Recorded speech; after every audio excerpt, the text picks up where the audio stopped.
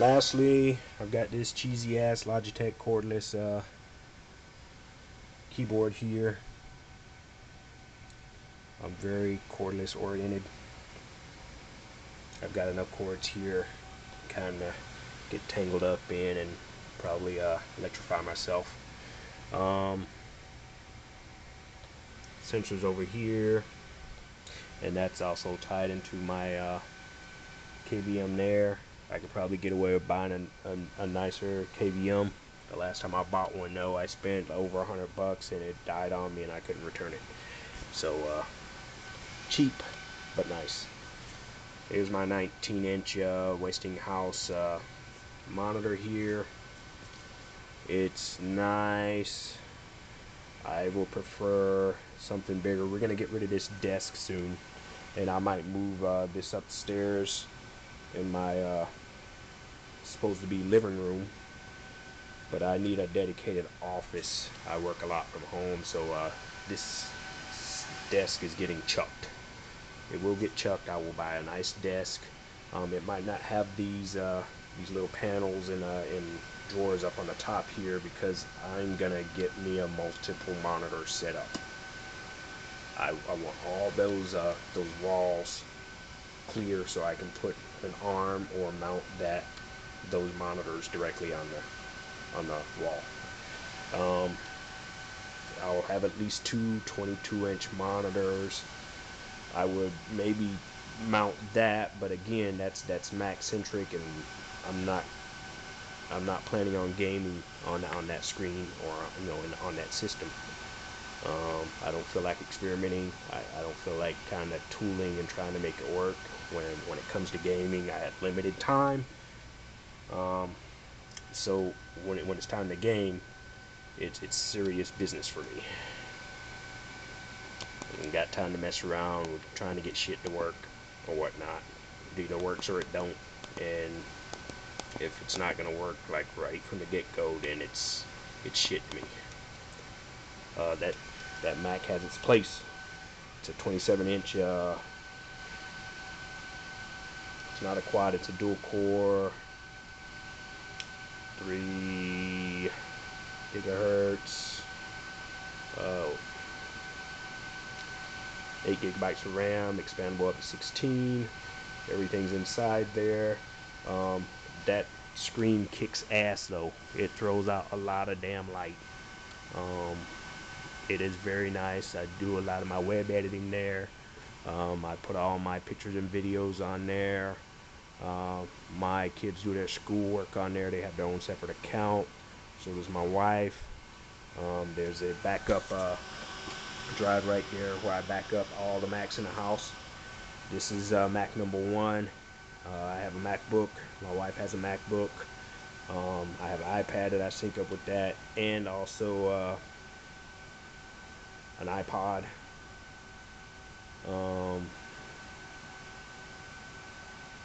And my daughter has a touch.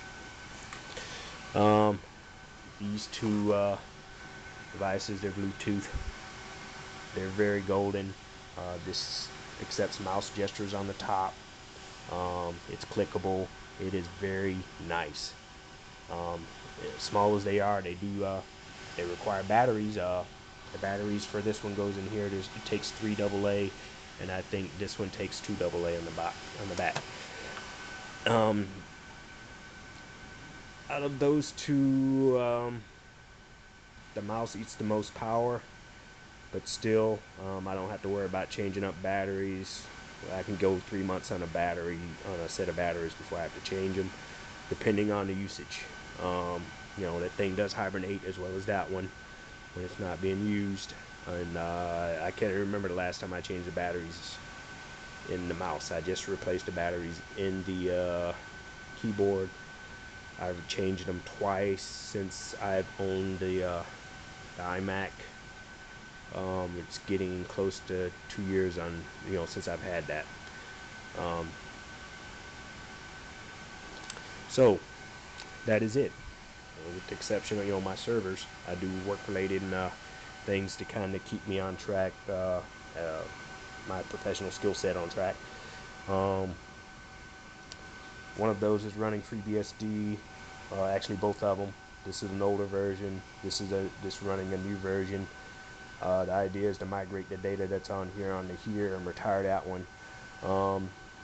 That is running a quad-core AMD that I used to have in this system.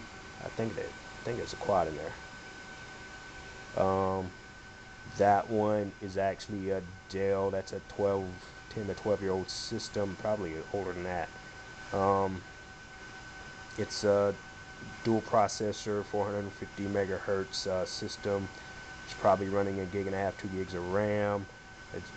That keeps all my databases in check. It's also capturing snort, capturing network data via snort. So I can see intrusions and strange activity on my network coming in to my network, within my network, and going outbound of my network. That system there, that used to be my main system, it's been retired. It still runs. It's got like 5 to 6 drives up in there. Some SATA, some IDE. Nothing special. That thing I bought before my first child was born. It's still workable. I just ran out of damn plugs. The plug shit up in. Look at that rat's nest right there that I gotta get control of.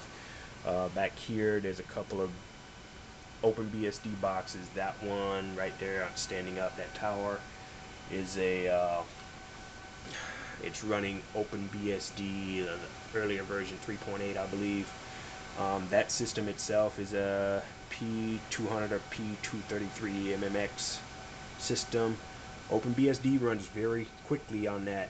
I mean, considering the hardware, which is actually surprising. OpenBSD seems like it can run on almost anything. That is one of the oldest systems I have. That is one of my first systems that I hand built.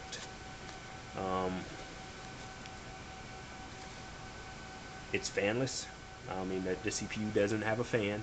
It's very quiet. I can actually plug that up right now and actually stick it in a closet and run a network cable to it and actually be able to have it crunch some data in a noiseless and heatless fashion. That one on its side there, that's another Dell Precision system that I was using to capture data. I think it has NetBSD on it right now. The fan quit on it, and instead of trying to track down a fan for that old ass system, I just retired it. I could probably get away with pulling out the drives and plugging it into one of these here, or even this one to get it working again. That system I got from work. This system I bought, and I thought I had another system from work, but this was like pre-merger to Verizon days, where they would say, here, you want it? If not, then they throw it in the trash. So I got 1 or 2 systems in here that are usable. I don't believe in just throwing away systems with Linux and the BSDs being able to run on ancient hardware. I can get good use out of them, you know, CPU cycles, and have them do things that most people don't use them for. Okay, that is it.